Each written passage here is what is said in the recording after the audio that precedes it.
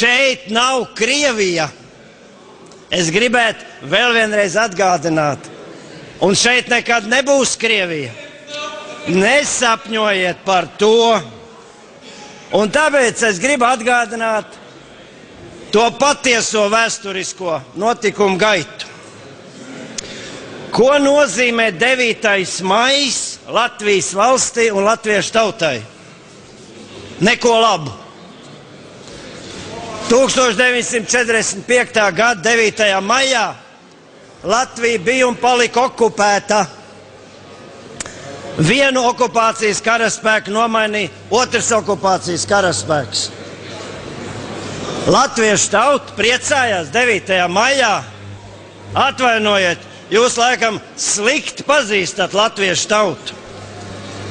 Un vēl atgādināšu, kas tad notika tajā 1940. gadā?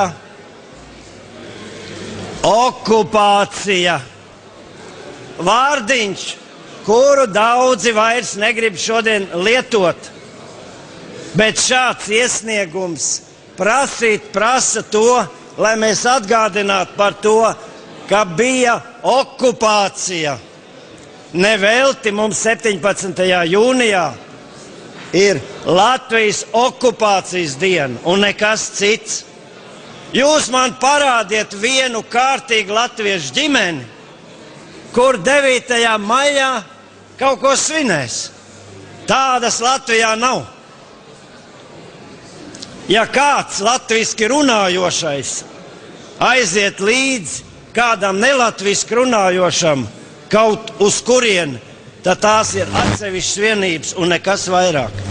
Kā jūs vispār šitā varat iedomāties Latvijas valstī, Latvijas saimā iesniegt šādu projektu, kas runā par kaut kādu 9. maiju? Neviens jums neliedz aizbraukt uz Sarkano laukumu, paraudāt pie Ļeņina mauzolēja. Lūdzu, brauciet, raudiet, dzeriet, vicinieties, ar ko jūs gribat.